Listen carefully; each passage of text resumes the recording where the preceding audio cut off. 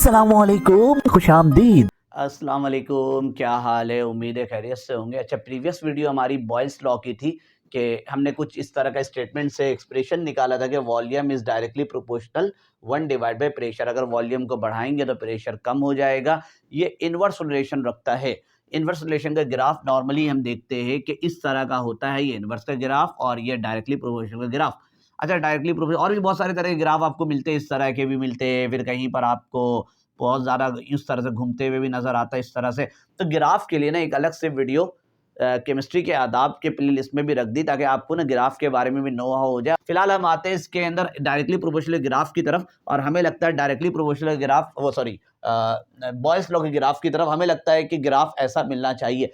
ऐसा तो मिलता है, लेकिन कहानी में ट्विस्ट ये है कि ऐसा भी ग्राफ आपके इंटरनेट के अंदर और दुनिया भर के अंदर मौजूद है, किताब के अंदर, कि बॉयल्स लॉ का ये भी ग्राफ है और ये भी ग्राफ है।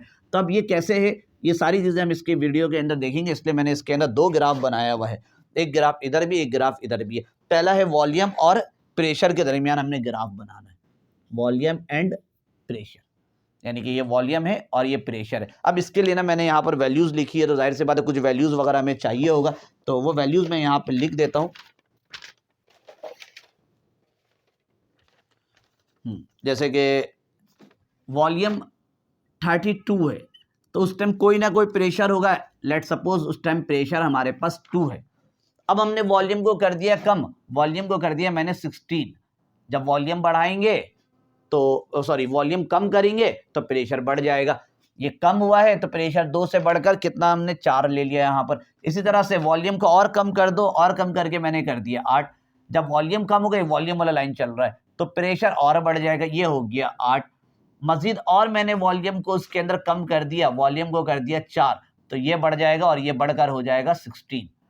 मजीद और इसके अंदर वॉल्यूम को मैंने कर दिया कम, तो ये हो जाएगा यहाँ पर 32। बस काफ़ी यहाँ तक का वॉल्यूम और प्रेशर के दरमियान ग्राफ चेक करने के लिए। अच्छा, एक और चीज़ होता है कि जब हम ये करते हैं कि भाई P V is equal to K, इस तरह से आता है ना, या अगर उसी को हम देखते हैं वॉल्यूम इस तरह से पूरा ड्राइव करते हुए आते कि इज इक्वल टू आता, प्रोपोर्शन आता 1 डिवाइड बाई पी, इधर जाता है तो P V is equal to K होता है कांस्टेंट, यानी कि हर जगह में कांस्टेंट होना चाहिए। अगर मैं इसके अंदर लेट सपोज के की वैल्यू ऐसी निकालना चाहूँ, तो के की वैल्यू प्रेशर और वॉल्यूम को मल्टीप्लाई करके निकलेगा। इन दोनों को मल्टीप्लाई करिए 64 आ जाएगा, इन दोनों को भी मल्टीप्लाई करिए 16 4 जा 64 हो जाएगा। यहाँ पर 8 8 जा भी कितना होगा, 64 होगा। 4 को 16 से करो, ये भी कैलकुलेटर में कर लीजिए, 64 आ जाएगा। 32 32 ये भी कितना होगा, 64।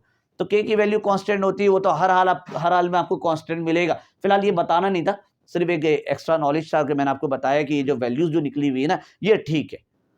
अब आते हैं, क्योंकि ये सारी वैल्यूज ना हम आइडियल गैस के लिए निकालते हैं, बिल्कुल परफेक्ट वैल्यू, मैंने कोई अपने मर्जी से ऐसी मतलब कि नहीं लिखा है, ये बिल्कुल फॉर्मूले के तहत निकाली हुई वैल्यू है। अब इस वैल्यूज को इसके अंदर ड्रॉ करते हैं और हम देखते हैं इसका ग्राफ कैसा आता है, स्ट्रेट लाइन आता है या तो कर्व आता है। तो एक तरफ वॉल्यूम है और एक तरफ रखा हमने प्रेशर। अब ये पॉइंट ड्रॉ करने आना चाहिए आपको। वॉल्यूम जब 32 है, चेक करो 32 कहाँ पर है, ये वॉल्यूम वाला लाइन है पूरा, 0 4 8 12 इस तरह से जाएगा, और यहाँ पर है वॉल्यूम 32। और कौन है भाई, वॉल्यूम जब 32 है तो प्रेशर कितना है, 2 है। इसका मतलब ये है कि वॉल्यूम जब 32 है तो प्रेशर 2।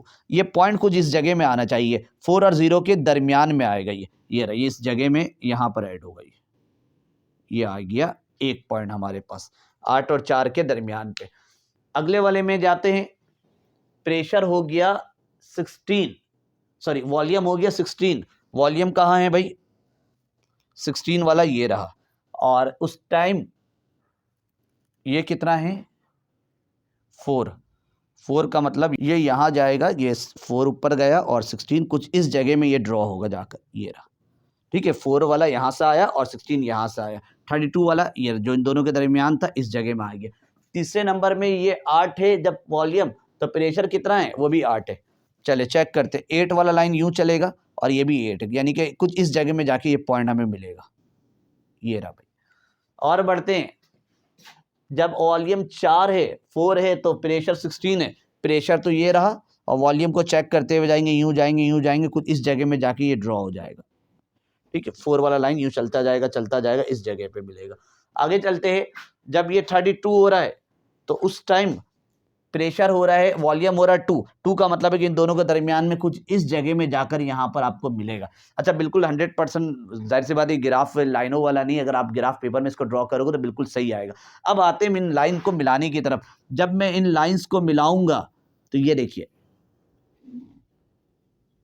ये आपको मिला कर्व। तो बोलोगे हाँ ठीक है भाई, इसका ग्राफ तो वैसे भी कर्व मिलना चाहिए, इनवर्स रिलेशन है तो ये स्ट्रेट मिलता भी नहीं है। अब इसका एक नाम भी होता है हाइपरबोला आइसोथर्म। इस ग्राफ का नाम है, लिख देता हूं, हाइपरबोला आइसोथर्म, THERM। ठीक है, आइसोथर्म यानी कि टेम्परेचर पूरी जगह आपने कांस्टेंट रखना, कहीं पर टेम्परेचर हमने चेंज नहीं किया। तो आइसो का वर्ड यही होता है, सेम के लिए होता है, जहां पर टेम्परेचर एक जैसा, और हाइपरबोला इस कर्व को बोलते हैं। ये तो इनवर्स रिलेशन के हिसाब से ठीक है। अब ये दूसरा जो ग्राफ है, जो मैं बार बार कह रहा हूं कि स्ट्रेट लाइन भी आपको बहुत सारी जगहों में मिलेगा। स्ट्रेट लाइन कैसे ऑब्टेन हो सकता है? जब हम वॉल्यूम और 1/P के दरमियान ग्राफ बनाए। अब समझने के लिए एक आसान सा तरीका, मैं अगर ऐसी वैल्यू लिखता हूं यहां पर कि एक तरफ लिखा हुआ है 10 और इस तरफ मैं ऐसी लिख देता हूं कि भाई 1/, यहां पे लिख देता हूं मैं 1/5। अगर मैं पूछूं इन दोनों के दरमियान 10 और 5, क्योंकि एक ऊपर और एक कहां है, नीचे, इन दोनों के दरमियान जो रिलेशन है इनवर्स रिलेशन होगा। लेकिन अगर मैं एक काम करूं, ये 10 को वैसी रहने दिया, इस प्रोपोर्शन को ऐसी रहने दिया, 1 को अगर मैं 5 से डिवाइड कर दूं, बल्कि 1 को 5 से नहीं, इधर 2 रख देता हूं, क्योंकि आसानी से, बिना कैलकुलेटर नहीं है मेरे पास, 10 और 2 के दरमियान इनवर्स रिलेशन है, क्योंकि एक नॉमिनेटर में एक डिनोमिनेटर में। लेकिन 1 को 2 से डिवाइड कर दूंगा तो कैलकुलेटर में जो आंसर आएगा 0.5 आ जाएगा। ऊपर वाला चीज और ये वाला चीज दोनों लगभग सेम ही है, 10 है, 1/2 और 0.5, ये भी आधा और ये भी आधा है। लेकिन ग्राफ के अंदर कहानी चेंज हो गया। पहले हम चेक कर रहे थे इन दोनों के दरमियान एक नॉमिनेटर में था और एक डिनोमिनेटर में था, यहाँ पे इनवर्स रिलेशन था। अब ये दोनों कहां पर आ गया? दोनों डिनोमिनेटर में आ गया। तो अब हम इसको कह सकते हैं डायरेक्ट रिलेशन बन चुका है इसके अंदर। तो यहां पर कुछ यूं ही काम करना है डायरेक्ट रिलेशन की तरह, यानी कि आपको ना 1/P के दरमियान ग्राफ मालूम करना है। पहले वॉल्यूम और प्रेशर के दरमियान आपने ग्राफ मालूम किया तो वो आपके सामने यहां पर मौजूद था। लेकिन अब जो ग्राफ मालूम करना है वॉल्यूम और 1/P के दरमियान, इसलिए यहां पे 1/P लिख दिया। अब 1/P कैसे निकलेगा? ये आपको जो नजर आ रहा है ना, 1/P यानी कि प्रेशर की वैल्यू 2 है, सब कुछ सेम रहेगा, बस डिवाइड कर देना। 1 को 2 से डिवाइड करिएगा तो आपके पास जो आंसर आएगा वो आएगा 0.5। इसी तरह से 1/P निकालने के लिए यहां पे करना होगा 1/4। 1 तो पैसे रहेगा, प्रेशर हमारे पास 4 है, 1/4 करोगे तो जो आंसर आएगा वो आएगा 0.25। इसी तरह से आपने इधर करना है 1/8, इसका जो आंसर आएगा वो है हमारे पास 0.125। ये सब डिवाइड करने के बाद और आप कैलकुलेटर से हर एक को वेरीफाई कर सकते हो। 4, ये 16 को 1/16 कर दो तो इसके नतीजे में जो आंसर आएगा 0.0625। 0.0625।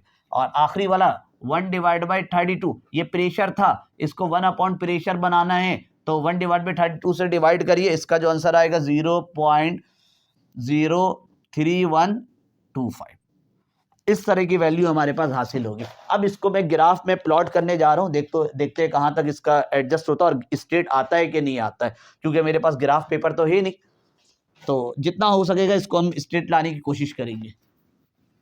चलिए, सबसे पहला पॉइंट ड्रॉ करते। अब जो पॉइंट ड्रॉ करना है इसके और इसके दरमियान नहीं, पहले तो 32 और 2 देख रहे थे, 16 और 4 देख रहे थे। अब आपने जो पॉइंट ड्रॉ करना है इन दोनों के दरमियान करना आपने। ऊपर वॉल्यूम है और नीचे 1/P है। सबसे पहला ये 32 है तो ये 0.5 है। ये देखिए 32, 0.5 कहाँ आ रहा है? ये रहा। इधर से ये उठेगा, इधर से ये उठेगा। जिस टाइम ये दोनों जाके मिले, ऐसी वक्ती तौर के लिए मैं कर देता हूँ, मिटा दूंगा अभी। ये जहां जाके मिला ये रहा, ये पॉइंट है, यहां जाके मिला, हटा दो इसको। ठीक है, पॉइंट ड्रॉ करने का तरीका होता है कि आपका बस दोनों जहां पर इंटरसेक्ट कर जाए। अगले वाले में आते 16 में, 32 में 0.5 हो गया, इसका पॉइंट ड्रॉ हो गया। 16 में 0.25, 16 का मतलब जब वॉल्यूम 16 है, 16 कहां पर होगा? ये रहा। ठीक है, ऐसी वक्ती अभी मिटा देना है। और वैल्यू क्या है? 0.25। 0.25 कहाँ होना चाहिए? हाँ, इसको आना चाहिए इस जगह में, ये रहा दरमियान पे 0.25, यानी कि ये इधर से उठेगा, ये तो 0.2, 0.3 ये दरमियान पे है, तो कुछ करीब करीब यहाँ से उठना चाहिए, इस जगह में जाकर ये दूसरा पॉइंट ड्रॉ हो जाएगा, बाकी को मिटा देता हूँ मैं। अच्छा जी, आगे बढ़ते हैं। 2 पॉइंट ड्रॉ हो गया, ये वाला हमने ड्रॉ कर दिया और ये भी ड्रॉ कर दिया। अब जाते हैं 0.125, ये कहाँ पर आएगा? 0.125 यानी कि 1 से ऊपर होगा और 0.2 कुछ करीब करीब मैं इसको यहाँ पे कर देता हूँ 0.1 कुछ करीब करीब इस जगह में मैं अच्छा पहले ये भी तो देखना है ना कि ये कितना 8, यानी कि ये लाइन तो यहाँ से आगे बढ़ा दो और इसको कुछ करीब करीब ना आप उठा दो यहाँ से 0.125 इस जगह से उठा दो ये, और बाकी को मिटा दो, यहाँ से हटा दो इसको। चलो भाई 3 पॉइंट ड्रॉ हो गया। इसके बाद अगला, जब वॉल्यूम हमारा 4 है, 4 का मतलब है कि ये वाला लाइन जाना चाहिए और नीचे से कौन उठेगा? 0.0625 यानी कि 0.0 यानी कि 0.10 ये कुछ करीब करीब 0.0 है ना, कुछ करीब करीब यहाँ पर होना चाहिए, इसको इधर से उठेगा ये और ये इस जगह पे आ जाएगा। ठीक है, इससे मिटा दीजिए, यहाँ से हमारा काम खत्म हो गया इस लाइन का। ठीक है, अब कौन रह गया? एक आखिरी रह गया, जब 2 है, 2 का मतलब है कि 4 और इसके दरमियान 2 होगा यहाँ पे और उस वक्त ये 0.03 कुछ करीब करीब ये जाइएगा तो इस जगह में आना चाहिए इसका ये। अब सारे लाइन को मिला दीजिए तो उम्मीद है ऐसी नज़र आ रहा है कि स्ट्रेट आ रहा है ये रहा। अगर इसको मैं बिल्कुल यूं करके मिलाता हूँ, ठीक है, थोड़ा सा आगे पीछे हो गया, जाहिर सी बात ग्राफ पेपर नहीं है, जितना इतना भी स्ट्रेट आ गया काफ़ी है। तो ये कहानी है वॉल्यूम और 1/, प्रेशर के दरमियान, और ये वाला हमारे पास है वॉल्यूम और पी के दरमियान। तो ये ग्राफ जो बच्चों को ज़्यादातर इसके बारे में इल्म होता है, कुछ को इसके बारे में इल्म नहीं होता, ये भी एग्जाम के अंदर पॉसिबल है। एग्जाम के अंदर जब एमसीक्यूज वगैरह एप्टीट्यूड लेवल में जाते हैं ना, आपसे पूछ लेता है कि बताइए बॉयस लॉ का ग्राफ वॉल्यूम और 1/p के दरमियान कैसा होता है, तो हमारे दिमाग में तो बॉयस लॉ यही बैठा रहता है, इनवर्स रिलेशन है, ग्राफ टिक लगा देते हैं हम कर्व में। तो आपने इस पे लगाना है। अगर 1/b, ये भी पूछ सकता है कि बॉयस लॉ के ग्राफ कौन कौन से हो सकते हैं, क्या स्ट्रेट भी हो सकता है, कर्व भी हो सकता है, और हमारे दिमाग में होता है कर्व होता है, तो वहां पे बोथ ए एंड बी का टिक लगेगा। तो इन सारी चीज़ों पर आपने ध्यान देना है, सवाल देख कर करना है कि कब किस वक्त एमसीक्यूज किस तरह से आपसे पूछ रहा है। तो ग्राफिकल एक्सप्लेनेशन भी हमारा मुकम्मल हो गया, बॉयस लॉ वगैरह पीछे जो हमने पढ़ा था, स्टेटमेंट वगैरह वो भी मुकम्मल हो गया। अगला जो वीडियो होगा वो आपका चार्ल्स लॉ पे होगा। तो अपना ख्याल रखिएगा, तब तक के लिए अल्लाह हाफिज़।